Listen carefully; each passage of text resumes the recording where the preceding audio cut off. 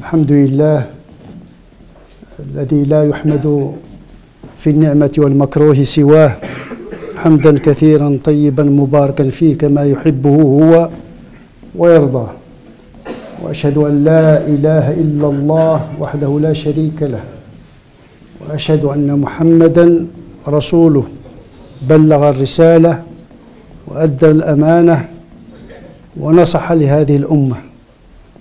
اللهم فصل وسلم على سيدنا محمد وعلى آله وصحبه وعلى من اهتدى بهديه إلى يوم الدين.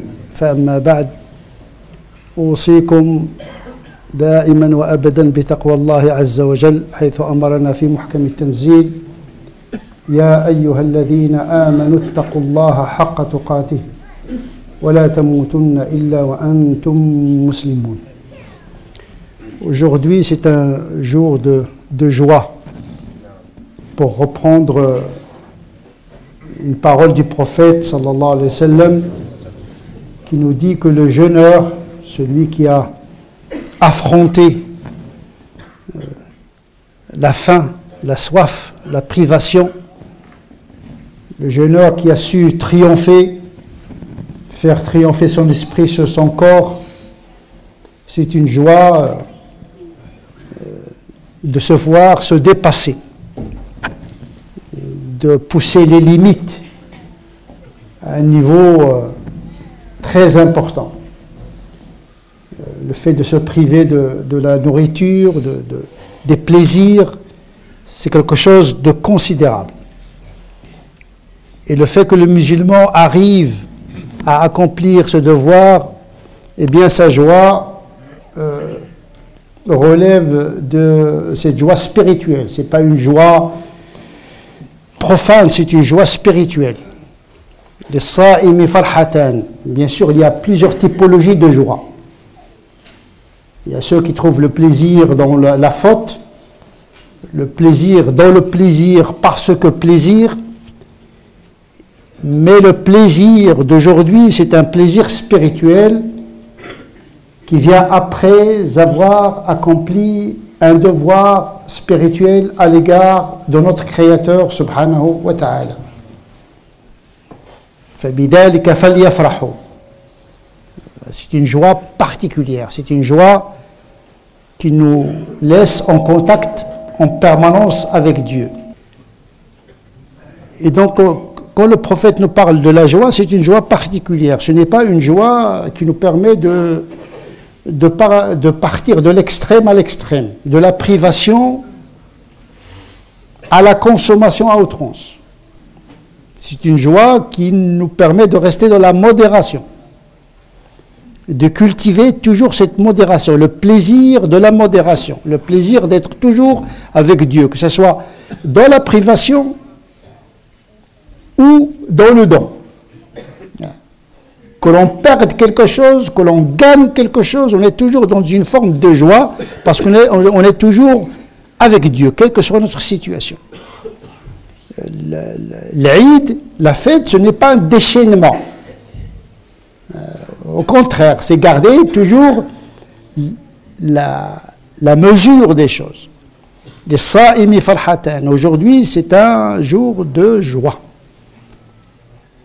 Mais c'est une joie comme une préfiguration pour une autre joie.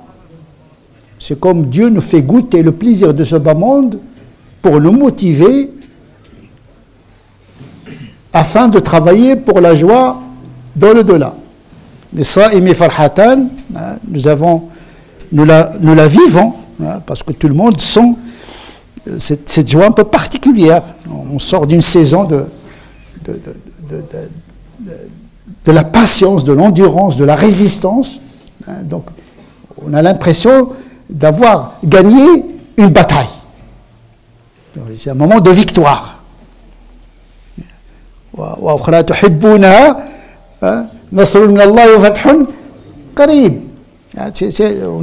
est content d'avoir triomphé.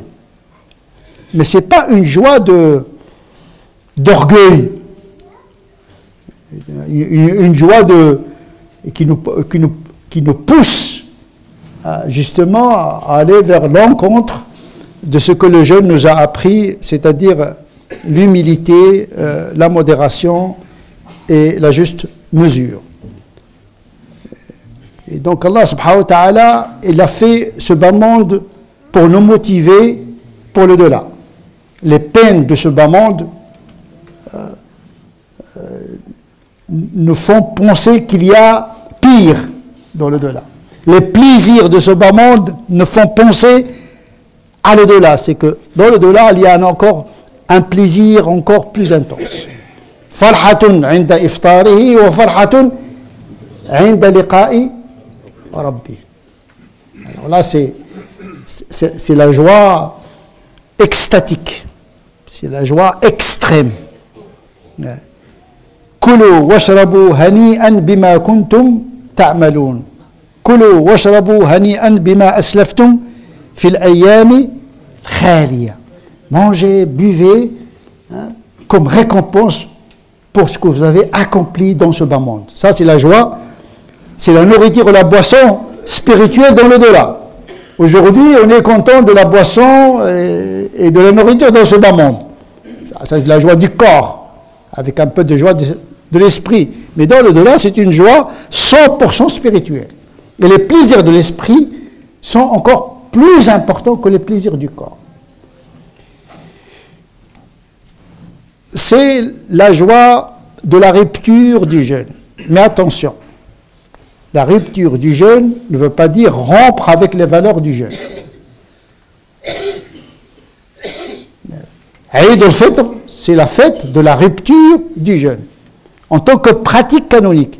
Mais ça ne veut pas dire que le musulman doit rompre avec les effets et les valeurs que porte ce jeûne-là. Parce que le but de tout culte, les prières, le jeûne, c'est comme un moteur qui nous lance vers la vertu. Et donc il faut continuer cette démarche. Il ne faut pas rompre avec les valeurs de la...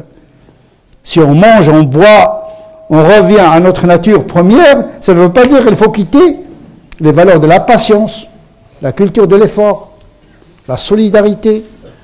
Ça doit continuer, ça. Comme salat nous pousse, inna salat tanha anil fahsha'i wal munkar, la prière, une bonne prière, nous préserve de la turpitude. Et donc un bon jeûne, normalement, il doit nous donner une force, une inertie qui nous permet de continuer notre démarche dans la vertu. Rompre le jeûne ne veut pas dire rompre avec Dieu. Parce que le but, ce n'est pas le jeûne, c'est Dieu. Le but, ce n'est pas salat, c'est Dieu. Il ne faut pas oublier Dieu dans cette démarche-là. Rompre avec le jeûne, ça ne veut pas dire ça y est, puisqu'on mange, on boit, etc., ça y est, le rapport à Dieu est rompu. Non. Eid al-Fitr ne veut pas dire al-iftaru anillah. Ça y est, on consomme et puis on oublie Dieu. Non, il faut garder ce lien, les valeurs de la patience, sabr. La vie ne peut être traversée que par la patience, cette valeur que le jeûne nous a appris. La solidarité, c'est très important, cette dimension sur laquelle je voudrais insister, la solidarité. Nous avons manifesté notre solidarité avec les pauvres en partageant la faim et la soif.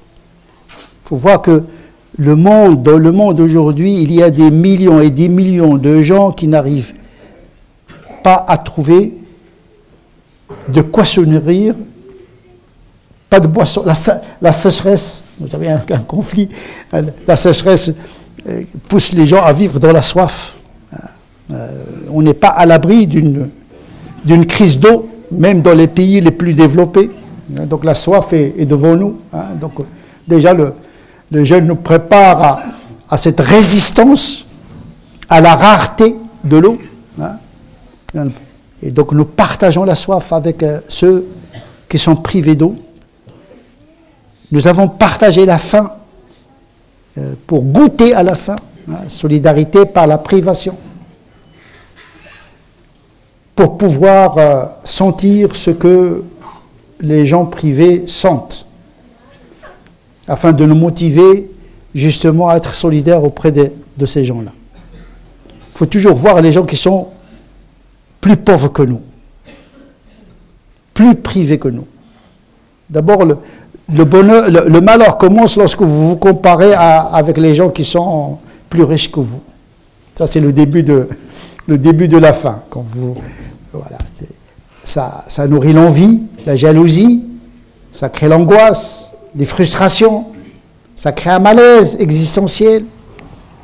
Le fait de penser aux pauvres soulage l'individu et pousse le musulman à remercier Allah subhanahu wa ta'ala. On est ingrat par nature. Donc le jeûne nous permet de dire attention, il y a des gens qui sont privés, pensez à ces gens-là, et vous êtes mieux lotis que d'autres qui sont plus pauvres que vous, plus privés que vous.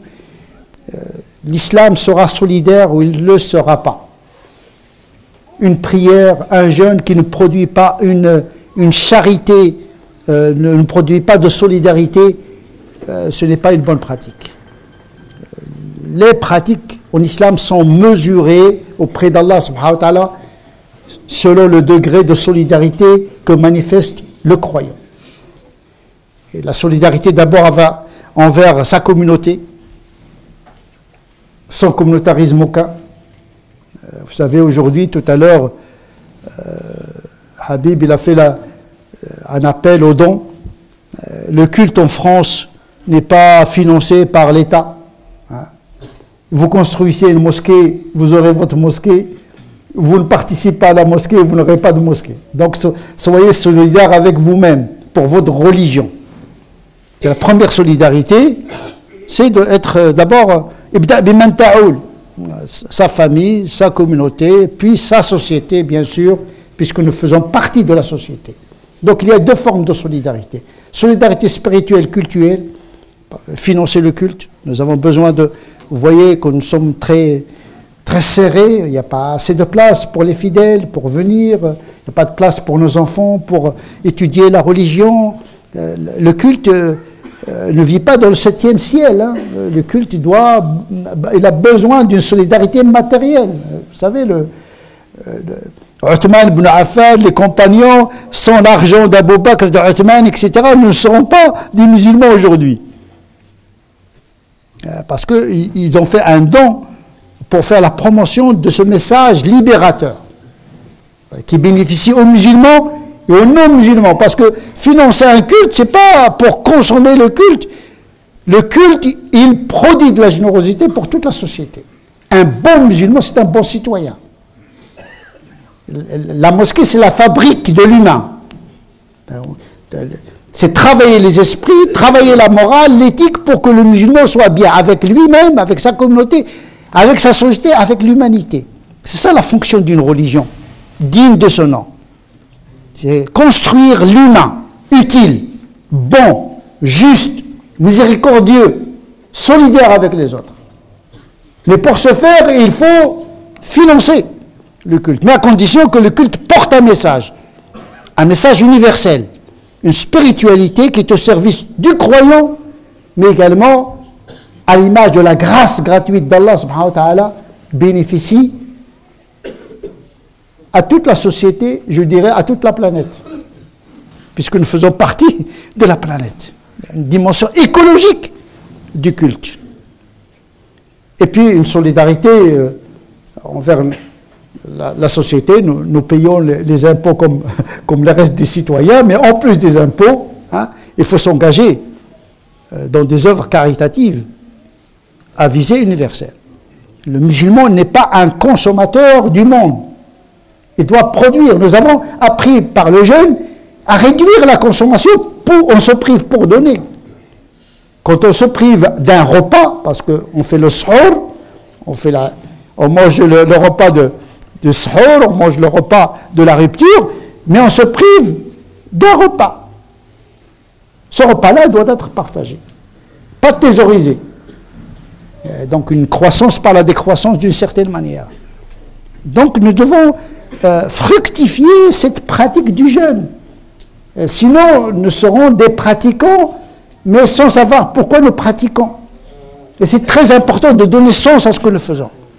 Et donc la solidarité est une dimension très importante.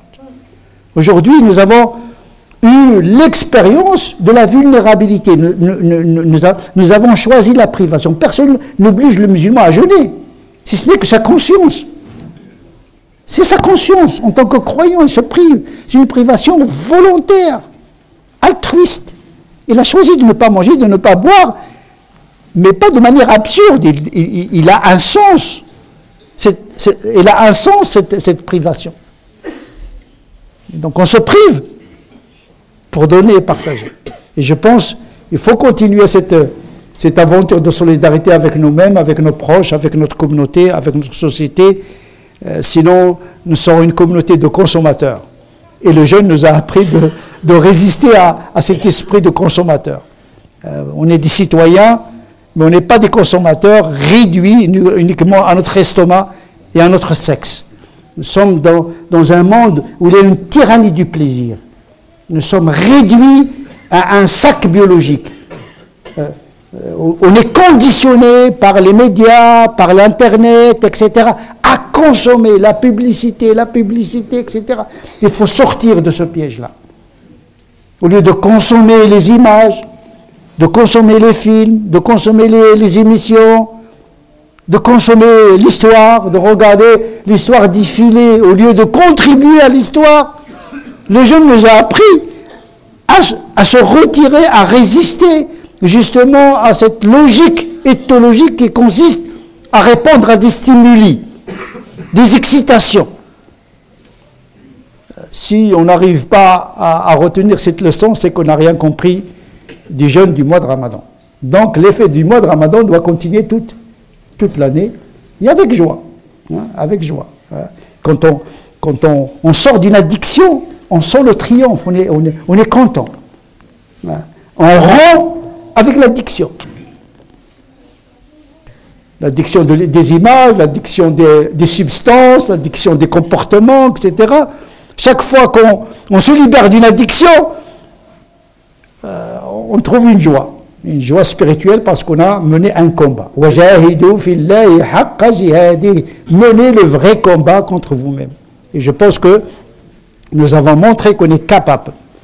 On est capable de triompher sur nos instincts. نسأل الله عز وجل أن يجعلنا من الذين يستمعون القول فيتبعون أحسنه أولئك الذين هداهم الله أولئك هم أولو الألباب سبحان ربك رب العزة عما يصفون وسلام على المرسلين والحمد لله رب العالمين. الحمد لله والصلاة والسلام على رسول الله وعلى آله وصحبه ومن والاه. اللهم اهدنا فيمن هديت وعافنا فيمن عافيت وتولنا فيمن توليت وبارك لنا فيما أعطيت. اللهم ربنا آتنا في الدنيا حسنة وفي الآخرة حسنة وقنا عذاب النار. اللهم صل على سيدنا محمد وعلى آل سيدنا محمد كما صليت على سيدنا إبراهيم وعلى آل سيدنا إبراهيم وبارك على سيدنا محمد وعلى آل سيدنا محمد كما باركت على سيدنا إبراهيم وعلى آل سيدنا إبراهيم في العالمين إنك حميد مجيد. تقبل الله منا ومنكم والسلام عليكم ورحمة الله تعالى وبركاته.